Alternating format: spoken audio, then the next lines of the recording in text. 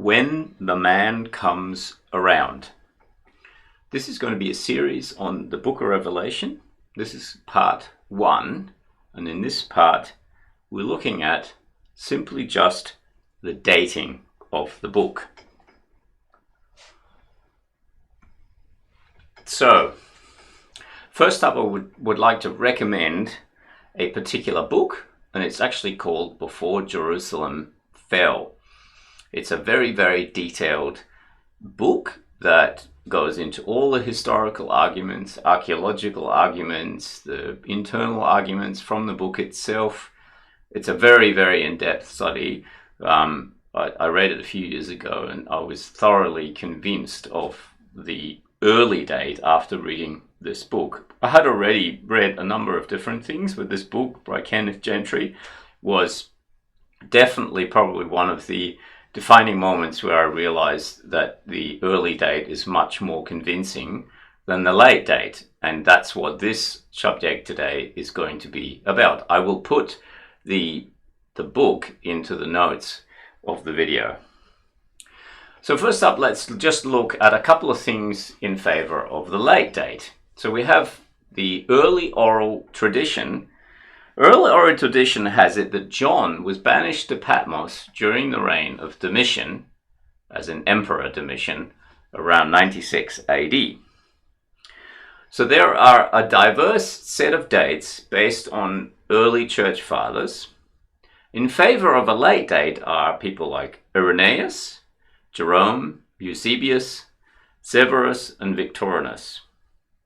So these are both church fathers and historians at the time. In favor of an early date are Epiphanius, Theophylact, and the Syriac manuscripts, and actually personally also Irenaeus. And this may put a bit of a confusion on this, because the testimony of Irenaeus that is widely suggested that it is in support of a late date, in actual fact can support both ideas, and we will see this later.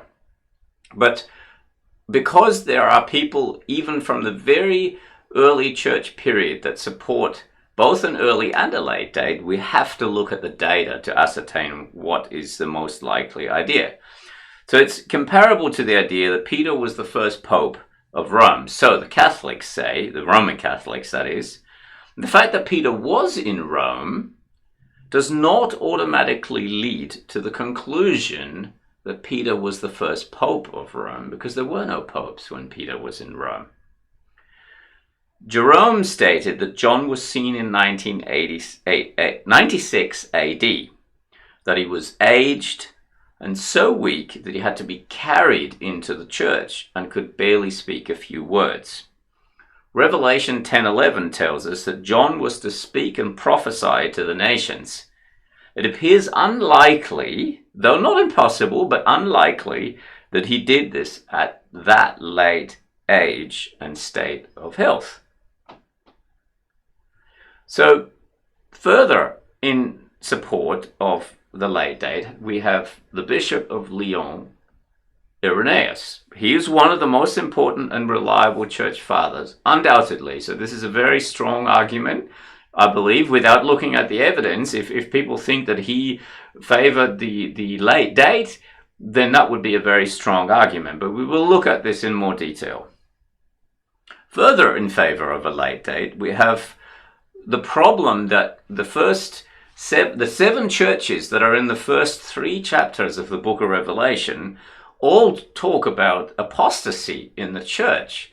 And of course, people presuppose, I guess, the idea that it would have taken a certain amount of time for this apostasy to arise, giving credence to a later date of the book. Now, again, I think this is a good argument. I'm not suggesting it's not, but I think there are good answers to it.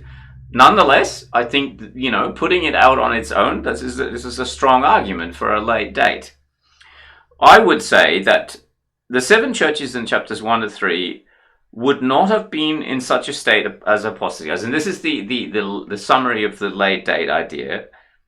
They would not have been in such a state of apostasy until the time of Domitian, as in about 40, 50 years had gone by. But here we have to look at the internal evidence of Scripture itself. Paul's letter to the Galatians in chapter 1, verse 6 says, "I'm astonished that you are so quickly deserting and that you're turning to another gospel." Now, this happened in Paul's lifetime. This happened literally very shortly after Paul had established this church already. He's lamenting that the church had turned to another gospel and was, in effect, bordering on apostatizing. So, to state that we, of necessity, need a certain time to elapse for these warnings to the seven churches to be valid is simply, I think, not necessary. It's plausible, but it is not necessary. So this is not a strong enough argument to say that the book has to have been written late, as in by the late date. We see several warnings throughout the New Testament of apostasy, as in warnings of apostasy coming. We see that in 1 Timothy chapter 4 and in 2 Timothy chapter 3. And of course, in these chapters, Timothy is warned that in the last days these things will occur. And of course, then, you have to figure out, well, what are the last days according to the New Testament? I know that according to, the latest news media and hype around the end times, so to speak, people like to think we're in the last days today. But in Acts 2, chapter 17, we're shown very clearly that the early church believed they were in the last days. Of course, we have to look at what were the last days, or maybe there are several different ways you can look at last days. So all of these things have to be looked at more closely from Scripture. 1 John 4, verse 3 tells us, this speaks of the spirit of the Antichrist, and that it is already now, as in when John wrote his first letter, that it is already now in the world today, as in at that time. In other words, the whole process of the attack that would come across the church or upon the church, causing some parts or some members in the church to apostatize, was already in development back then when they had started those churches. So by no means is the late date or the late dating cannot rest upon this supposition that it would take 50 years for churches to apostatize. That's plausible but not necessary. So then let's come back to Irenaeus, the Bishop of Lyon, who, as I said, is one of the most important and most reliable church fathers. So it is really important to look at what did he actually say. So Irenaeus is the earliest authority writing on the date of the book of Revelation. I think this can be no doubt. His writings date from around AD 130 to around AD 200. Irenaeus knew Polycarp, who in turn knew the Apostle John. So we're talking here very, very close connection to the Apostle John. So I think this is the strongest weapon in the arsenal of the late date hypothesis. In Book 5, which Irenaeus calls Against Heresies, composed in the Greek, he said that John was seen no long time since, but almost in our day towards the end of Domitian's reign. This is the passage that is used in support of the late date. So it's really important to gather the context and what was Irenaeus saying about John. So, and further in that passage, we're told that the context of the passage is that John never told anyone the meaning of the beast, as in the beast of the book of Revelation. At least no one that Irenaeus knew. So I think it's important now to look at the full quote so that we get the complete idea. So I'll read the full quote and then we'll look at what the bits of it. We will not, however, incur the risk of pronouncing positively as to the name of the Antichrist. For if it were necessary that his name should be distinctly revealed in this present time, it would have been announced by him who beheld the apocalyptic vision. For, and I'm putting this in brackets here, he or it, and I'll explain why, was seen not very long time since but almost in our generation towards the end of Domitian's reign. The reason why I put he or it in brackets in my writing here is because the Greek verb was seen as a single word, and the pronoun or antecedent, as in he or it, is implied by the context. That's how the Greek works. The antecedent is ambiguous in this sense if the context doesn't say it specifically. It can refer to him, i.e. John, or it can refer to the revelation. And if we look at the context, I think Irenaeus is saying that if John knew the identity of who the beast was, he didn't communicate it to anyone. Irenaeus knew several disciples of John, i.e. Papias and Polycarp. Essentially, Irenaeus could well be saying that if John knew the identity of the beast, he did not tell anyone of his disciples. So this quote could be in favor of the early or the late date. It's depending on how you look at the context. The context is not clear. There is ambiguity in this quote as to whether it's it or he. In other words, whether it's the book of Revelation or the person of John. If it's John, then it could well be in support of an early date. If it's the Revelation, of course, it's a late date, but it's not specific. So it's by no means a certain argument for a late date. That much, I think, is clear. Then we have another of the early fathers, Clement of Alexandria. When after the death of the tyrant, he, John, removed from the island of Patmos to Ephesus. We're not told in this quote who the tyrant was. And of course, lots of Roman emperors were tyrants, so we need more information to know whether this was Nero or Domitian. This quote is often used in support of a late date, which I find quite surprising, considering that we're not told who the tyrant is. And hence it could be support, as I said, of an early or late date, depending on which emperor you choose. So, and the point here is what I would like to make is which emperor around that time best fits the title tyrant. Pliny the Elder, a contemporary of Nero, described Nero as the destroyer of the human race, the poison of the world. Numerous Roman historians and writers refer to Nero as tyrant. Tacitus, Suetonius, Juvenal, Pliny the Younger, Statius, etc. In the Syriac, we'll see more about this document later, the history of John, the son of Zebedee, Nero is called the unclean and impure wicked king. So very strongly, it is perfectly plausible to say that the tyrant in this quote could well be Nero. It could be Domitian, but it's by no means certain that it is Domitian. So this quote, although it's often used in favor of a late date, could just as well be in favor of an early date. Tertullian, he was around 8160 to 220. He believed John was banished to Patmos by Nero. John died with Peter and Paul in Rome. Again, he writes in this way that leads one to believe that John died with Peter and Paul in Rome. And we know very well when Peter and Paul died in Rome, and it's certainly not in the reign of Domitian. John's suffering, like that of Peter and Paul, occurred under Nero.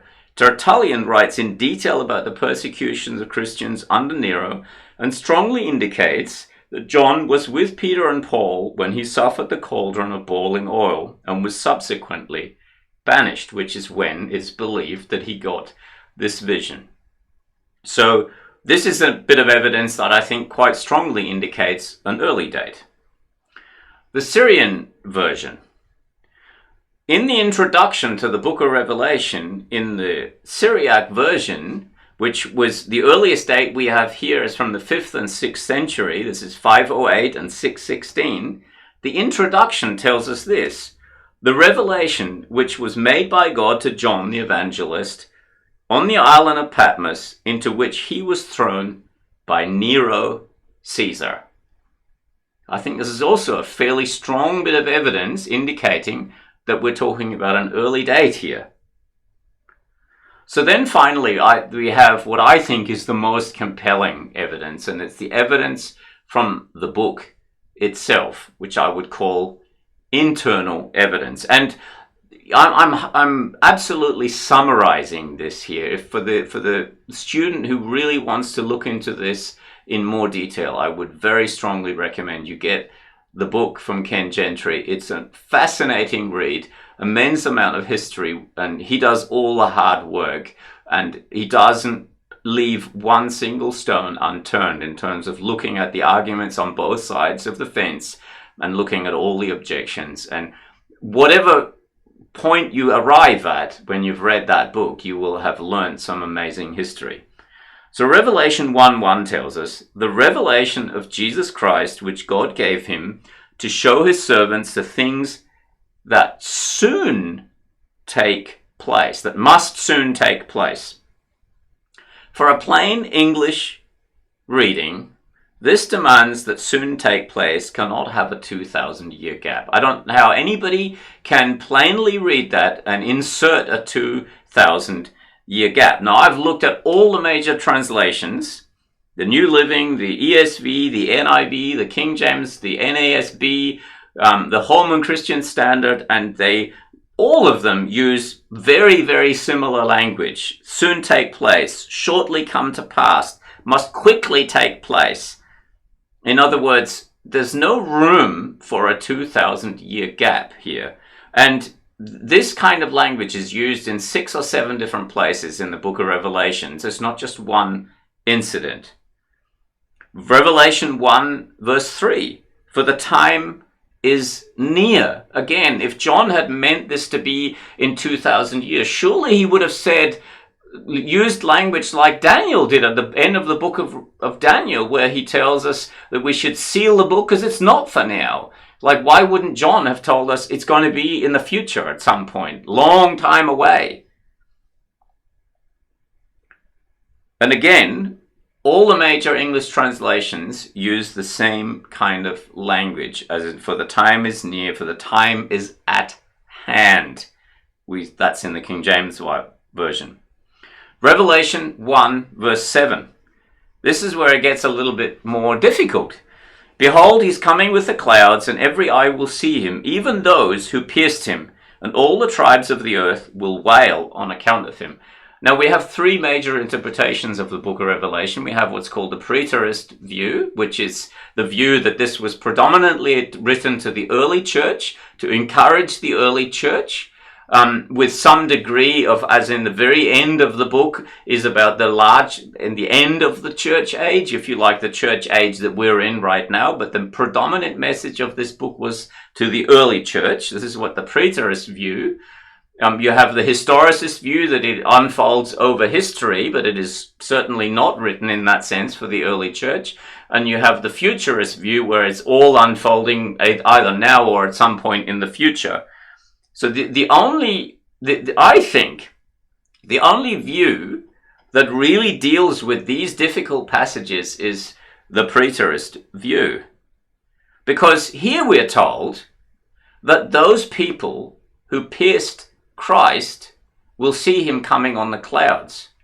Now, either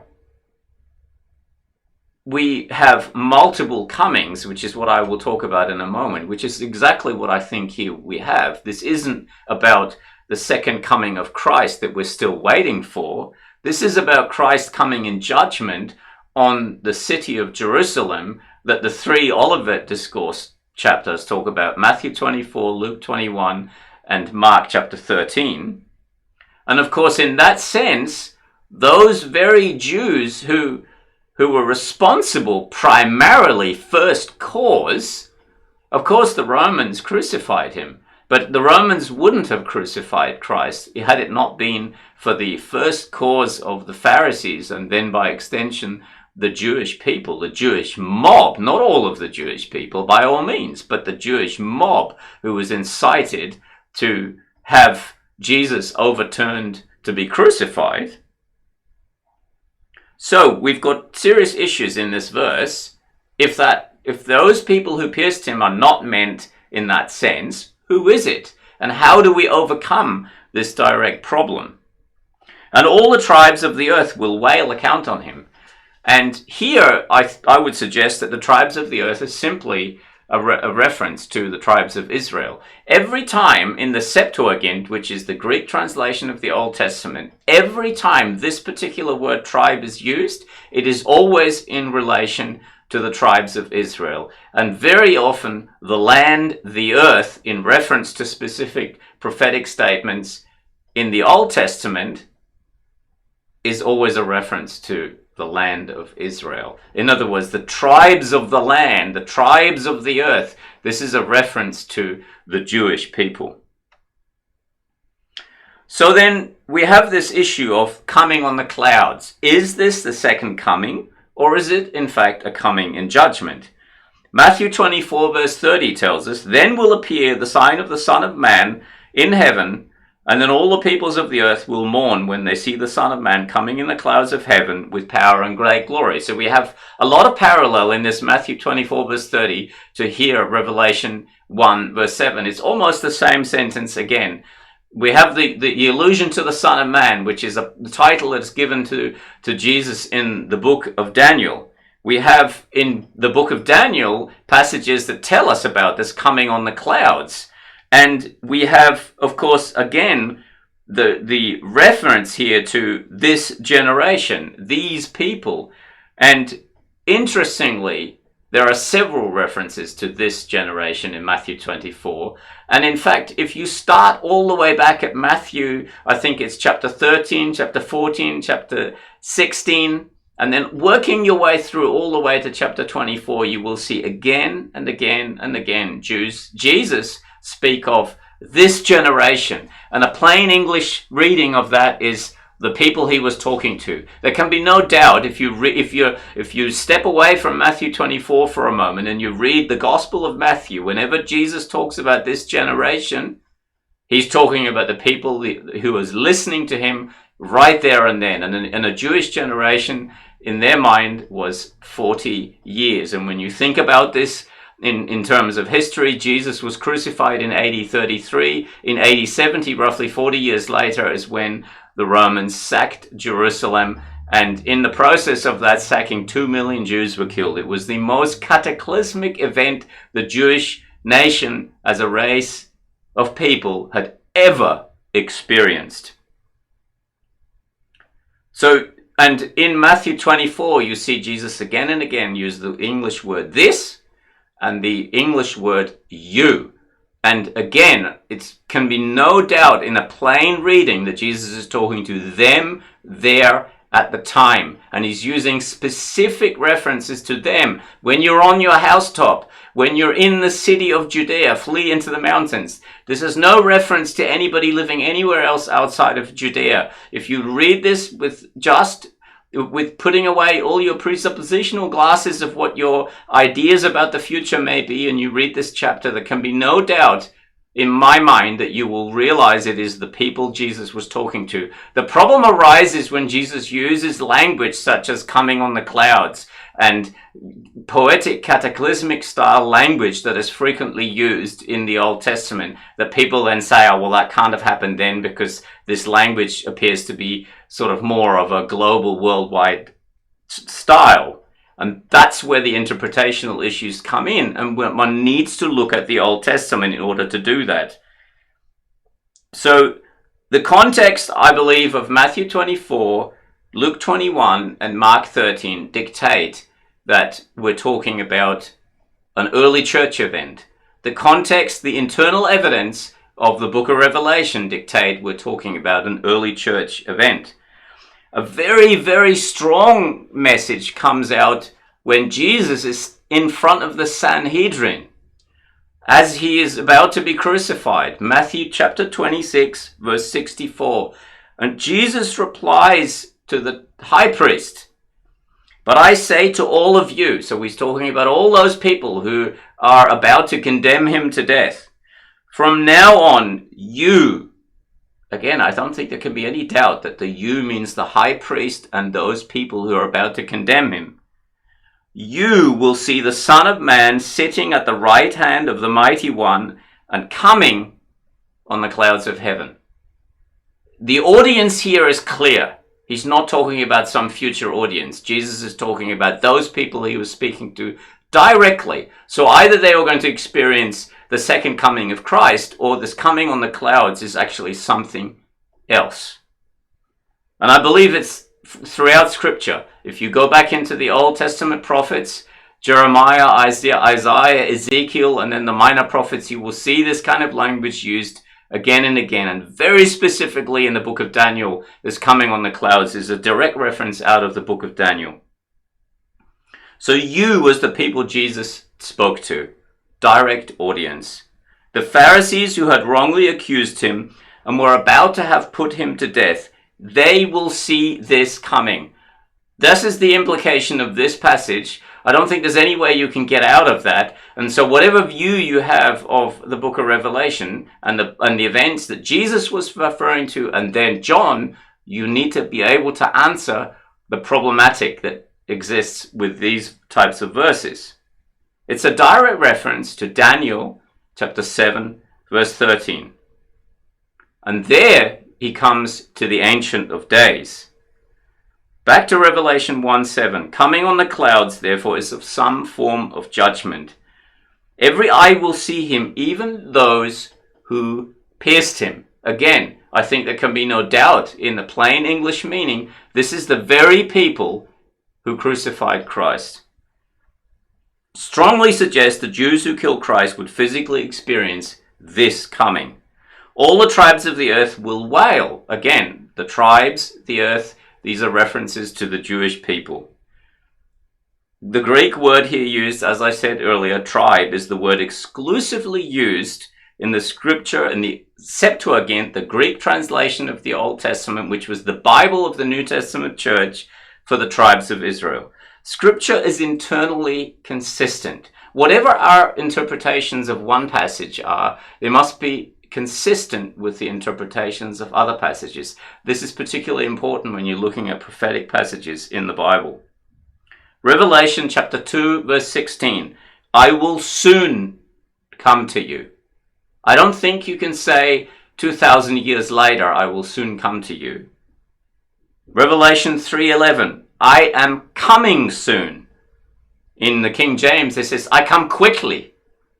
Revelation 22 repeats this again 4 times, indicating the major theme of the book is about to happen. That doesn't mean every single thing has to happen, but the major story of the book of Revelation is about to occur. None of the major reliable English translations translate soon or quickly any differently. So it's not like it's a translation error. And as I said, it's in chapter 22, it's repeated 4 times.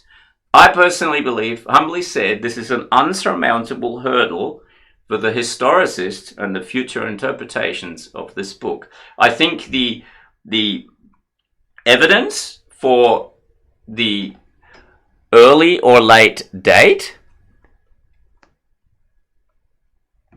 is if we just look at the historical evidence, I think there's room for both sides. But I think in comparison, the early date, I think, is stronger when you look at all of the evidence. But I'm willing to accept that the evidence is a bit ambiguous. However, when you look at the internal evidence of the book, the internal evidence of the book in where the book of Revelation is not speaking about 7-headed dragons and all of these imagery. I'm talking about the plain English parts of the book of Revelation that we should not have any license to interpret in some way that is, relating to allusions, etc., where it's just plain English. That internal evidence, I think, is very strongly in favor of an early date. And in fact, I would suggest that it's almost impossible to get around that. So I would very strongly recommend to read the book Before Jerusalem Fell, a painstaking look at all of the historic data, and at least you will walk away with a thoroughly challenged concept of when the book of Revelation was written. And of course, bear in mind, if it was written at a late date, And the fall of Jerusalem having been the most cataclysmic event that the Jewish people had ever experienced. The temple had been destroyed before, but never before had so many Jewish people been slaughtered in the process. This time round, when the Romans did it, it was well beyond anything the Jewish people had ever experienced before.